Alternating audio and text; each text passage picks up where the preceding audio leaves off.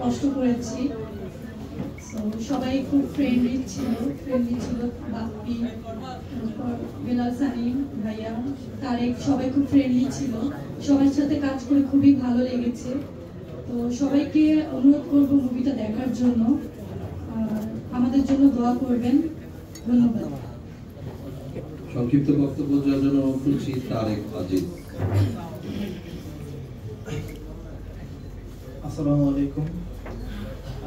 প্রথমেই আমি আমার জীবনের প্রথম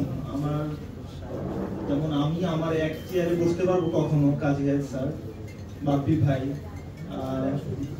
বেলাল সানি ভাই, এখানে সীমান্ত আছে, আপনারা সবাই আছেন। অবিশ্বাস্য সত্য হলেও আজকে মানে কথাটা বলতে হচ্ছে যে এতগুলো মানুষের সামনে আমি কখনো বসতে পারবো সেটা কখনোই ভাবিনি।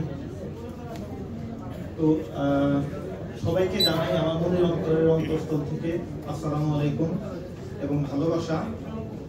আসলে আমি একটু এক্সাইটেড, অনেক ভীষণ এক্সাইটেড, একটু নার্ভাসনেসও কাজ করছে, কারণ ফার্স্ট টাইম এত মানুষের সামনে কথা বলছি এরকম ক্যামেরার সামনে।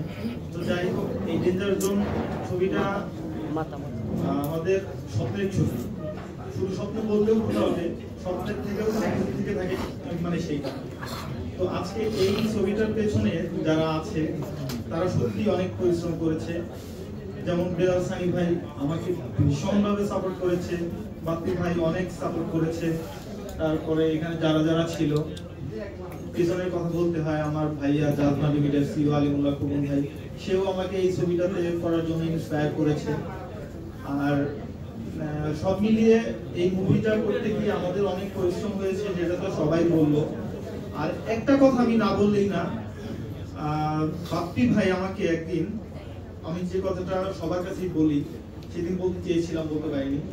বাপ্পি ভাই একদিন, আমি ফ্রাইডে ছিল নামাজ পড়তে, বাপ্পি ভাই কানে কে জানি বলেছে যে আজকে শুক্রবার, তারেক তো নামাজ পড়ে। তো বাপ্পি ভাই বলতেছে তারেক তুমি নামাজে যাও। আমি বলছি ভাইয়া নামাজে যাবো, এখন নামাজ গেলে তো আবার শুটিং, মেকআপ আবার তুলতে হবে, আবারই করতে হবে। ভাইয়া বলছে তোমার জন্য দরকার হলে শুটিং অফ থাকবে 2 ঘন্টা, তুমি যাও নামাজে যাও। এই কথাটা শোনার পরে এত ভালো লাগছে যে বাপ্পি ভাই জেনুইনলি আসলে মানে এইরকম সাপোর্ট যদি না দিত তাহলে হয়তো বা এরকম অ্যাক্টিং করতে পারতাম না, অভিনয় করতে পারতাম না। এই জন্য বাপ্পি ভাইকে আমার মনের অন্তরের অন্তঃস্থল থেকে আরেকবার খুব ধন্যবাদ। তো এটাই হচ্ছে মানে কথা।